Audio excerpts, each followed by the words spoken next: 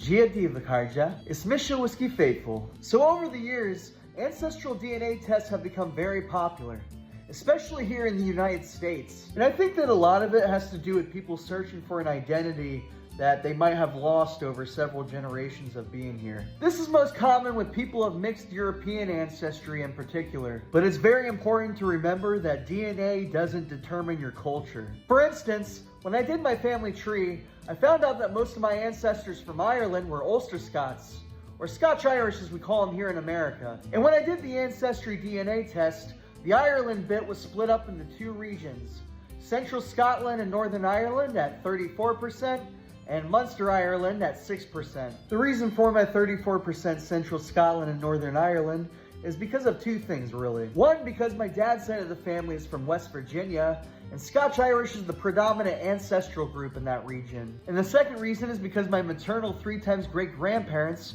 were Ulster Protestants who came to Ontario and then to Washington, D.C. The father, George Erskine, was born in County Tyrone in the early 1840s, and when he came to Canada, he married Anne Hanthorne, who was born in Ontario, but her parents came from Ulster. And when they got to Washington, D.C., they married into the broader Irish immigrant community, namely with the Reagan family that came from Cork. My great-great-grandparents, Albert Erskine and Winifred Reagan, were married in Baltimore. Winifred's father, Timothy Reagan, was born in County Cork to John Reagan and Mary Buckley. Timothy immigrated to Washington, D.C. during the Great Hunger, and he worked as a clerk in the city. This Reagan family from Cork was Irish Catholic, and it's the singular family that's represented by that 6% Munster Ireland that I got. But my grandmother Arlene was partially raised by her grandmother Winifred, and this had a strong cultural impact on her. For instance, when I was 17, my mom gave me a claddagh ring.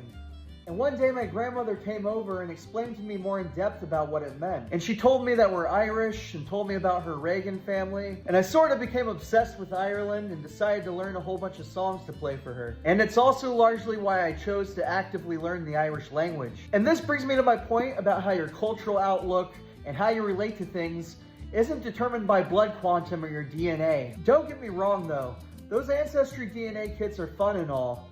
Like I found out that I'm 1% Isle of Man from my mom's side of the family. And when she checked on her end, she inherited it from her mom, my grandmother Arlene. But I'm not about to claim that I'm Manx or anything like that. And considering what side of the family it came from, it's more than likely from somebody who married a Manx person in Ireland. Or the fact that Manx people already are just basically a combination of Irish and Scottish people. But also, when you put too much emphasis on DNA and blood quantum, it can kind of sound too close to Mustache Man if you catch my drift. But I've been rambling about this for a bit.